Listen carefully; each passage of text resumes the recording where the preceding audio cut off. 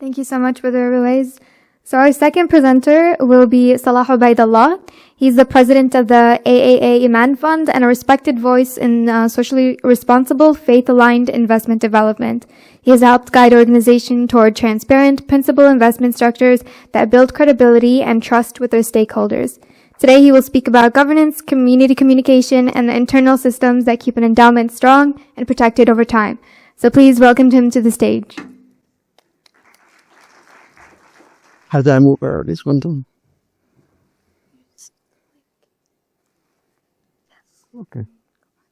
Okay, Bismillah ar-Rahman ar-Rahim, wa salatu wa salamu ala Sayyidina Muhammad wa ala alihi wa sahbihi ajma'in.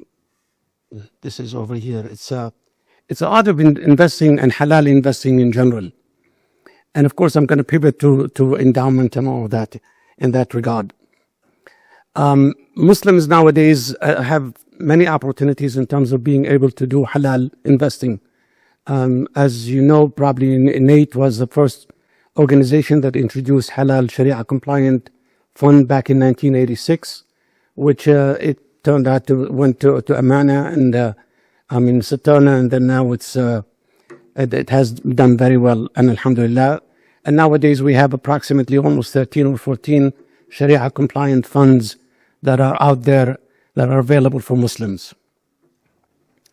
It is important that we as Muslims, of course, abide by our faith values, and our faith values insist on us investing in a halal manner. And Sharia, Iman Fund is a fund that was established back in 2000 in order to do exactly that. It was done as an effort on part of Nate to really generate revenues so that we can fulfill our commitment for the Waqf system, which is the Waqf that we have cost almost $1 million to run.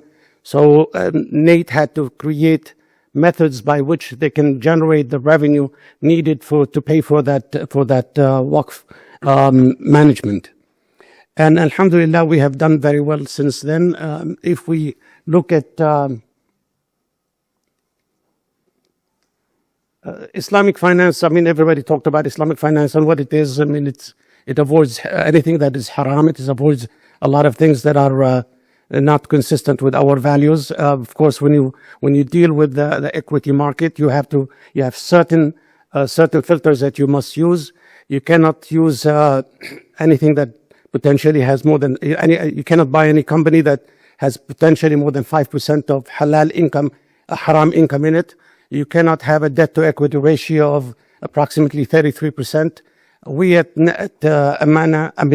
Iman, we try to limit ourselves to 15% because we believe that the 33% is very high.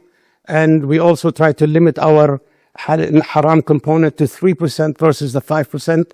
It's also because of the fact that we are a Muslim organization. We're run by Muslims for the benefit of Muslims, and whatever yield or whatever benefit we get in terms of income goes to help Islamic organizations. Well, alhamdulillah.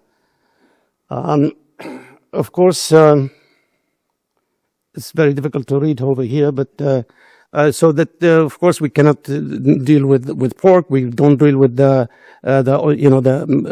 defense industries because most of them unfortunately make equipment to kill Muslims, unfortunately.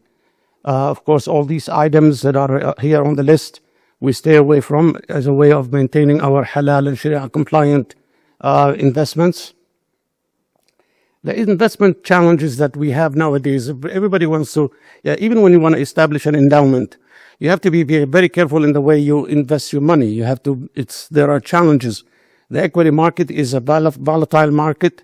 It can go up and down, unfortunately. We had 2008, we had almost a 40% decline. You had, when we had the COVID, it declined by almost 30% at one point, but it recovered in the same year and actually made money. So it's volatile. So it's something that you have to be concerned with. So even if you want to invest your money in an endowment, you have to be cognizant of the fact that it could decline substantially. But in the equity market, if you are investing over the long term, you should be very assured that ultimately it will give you the kind of return that at least over 10%. I'm sure that between whether it's Azad, whether it's Amana, whether it's Iman, I mean, the average for the past 10 years has averaged over 13, almost 12 to 13%. I know in the past 3 years alone, our Iman fund has done 23% annually. And when you have a 23% return annually, is very, very good. Alhamdulillah. But you have to be cognizant of this fact, and you have to make sure that if you need the money on a short-term basis, that you don't have all your money in the stock market. You have to make sure that you diversify in that regard. We also have to identify all the risks that are involved in investing. Of course, on an individual basis. If you are older, you would want to stay away from the equity market. You would want to try to go into real estate and all that. Our company will be also introducing a real estate fund that is unique in nature, in the sense that it will be purely halal real estate, and it will also have a liquidity in it, which is unusual. Most real estate funds do not have the liquidity, but we will be able to allow withdrawals and redemptions on quarterly basis, and that should be introduced in the next 6 months or so. There is an emotional bias. People are, they have a tendency to, if the market declines substantially or it begins to decline, they walk out, and that's called timing the market. You never want to time the market, because it's very, very difficult, unless you are a very, very lucky person. It's very difficult to time the market. Anybody, that's every single expert that I've read or talked to tells you that never to stay, never to do that. We actually, in our Iman fund, we did that with the COVID, and we actually paid the price dearly for it in terms of the return, unfortunately. I said it's also a long-term commitment. You always have to, if you are in the equity market, you got to think long-term. Of course, diversifying in the stock market. I mean, our fund has 106 or 111 stocks at this point, and we try to make sure that we are diversified in the sense we have the energy, we have the health sector, we have the IT market, the software market, and all that. So, because it's very difficult to be, we call it an all-weather fund, in the sense that we cover most aspects or all different kind of companies in there.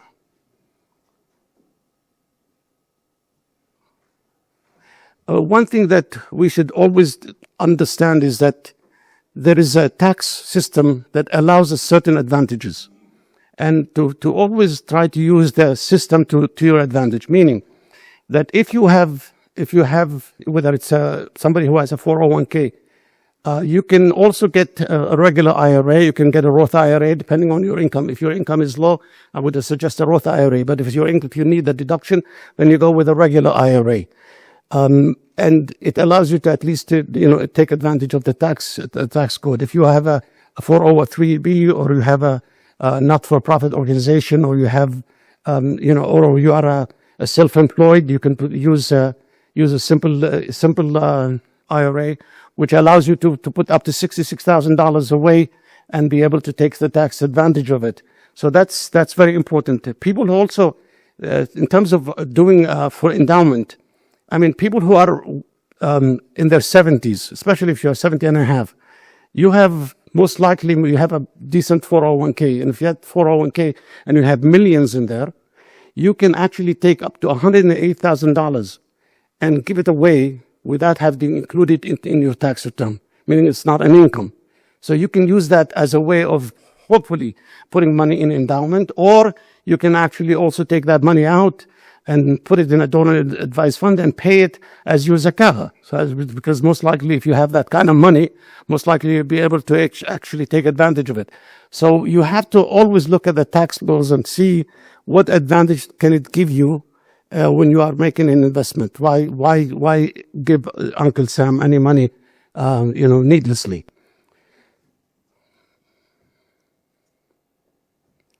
Why invest in the Iman Fund? I mean, it has done well, just as well as all the other funds that are out there. Alhamdulillah, we are, of course, we are a Muslim organization, so we use the emotional solicitation here, where we say, It benefits Muslims for the benefit of Muslims. I mean, even sometimes when I when I sponsor a lot of organizations, there's no way of gauging the benefits of sponsoring them, but you do it because you know that you're helping Islamic causes.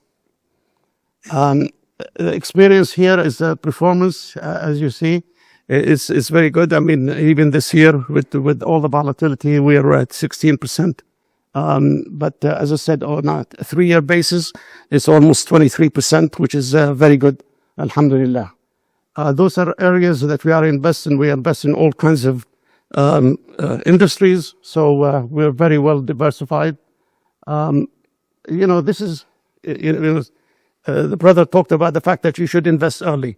Whether you have kids or you have anything, always start saving early. $10,000 invested 10 years ahead of the other person will actually double the amount of money that you make. So always the key to anything, when it comes to saving money, save it as early as possible. If you're planning to have kids, make sure that the minute you write the marriage contract, you begin to the saving. Those are some of the companies that we invest in. So those are the one thing that I wanted to also allude to is that we have, with Nate, we have something called the Islamic Centers Cooperative Fund. And this fund, alhamdulillah, has been available to Muslims, to American Muslim organizations for the past 44 years. And it has averaged a 5.5% annually. And what the beauty of this setup is that Nate has really basically took the risk of any decline in the market, meaning that if you invest with us, if you invest in the ICCF, your principal and whatever accumulated earnings that you may have will always be protected, which means that if we have a decline in the market, if our investment doesn't do well in the market for 1 year, and even in years we were lost maybe 20% or 30%, we actually used our reserve, our own money, to make it hold. So we actually subsidize because we know that as a center or as a school or you really cannot afford to lose money and go back to your congregation and say, I've lost money this year. So this is the beauty of this system. So it's a no-brainer per se, because you don't have to worry about potentially losing money. And if you have a better investment for go ahead. If you are a little bit more on the risky side, or you're willing to put it in the stock market, fine. If you have other investments, fine. But to have money in the checking account of your center doing nothing, that makes absolutely no sense. The money is liquid, meaning that if you invest it, if you put $1 million today and you need it tomorrow, you can get it tomorrow. So it's not something that we restrict you in terms of access to it. And it's, of course, it's up to $500,000 if you have $1 million and you need money. The first $500,000, I always keep a reserve of $500,000 just in case somebody needs it. But if they need it more, they need to give us 2-3 days in order to liquidate the money. And there's also another thing that we have, which is I don't want to call it an endowment, but it's a setup where you can set it up as an endowment, meaning that you can restrict that money, the use of that money, meaning you give it to us and you say it can only be used for construction, or can only be used for only the revenues of it can be used. And of course, I would urge the people also who would do this, in addition to the controls that we have over it, because we will fulfill your wishes, we will fulfill your commands. Whatever you tell us to do, we will do it. But I would say that a person, if they want to serve, if they don't have a formal endowment with a 501c3 and it's independent, you can at least go into your bylaws and maybe change your bylaws where you can set up an endowment within the bylaws that when you put certain restrictions on how that money is used. That's just a stopgap measure till you actually have your own endowment. That's basically it.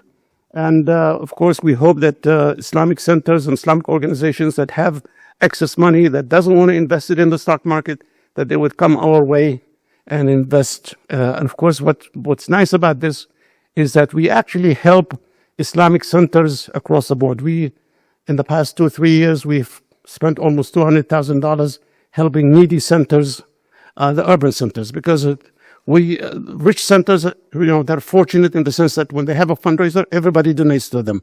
But the urban centers, nobody really knows about them, and it's very difficult for them to even pay for utilities. So alhamdulillah, we try to do that as much as we possibly can. And of course, we also, for entrusted centers, we also give interest-free loans. We have done that with up to almost $40 million so far that we have given out to Islamic centers, where they don't pay any interest, but within 2 years they have to pay the money back. Some of them do, a lot of them do, but actually few of them don't. But alhamdulillah, we feel good about helping Islamic centers and improving the situation for a lot of needy communities. أقول قولي هذا وأستغفر الله. جزاكم الله خير.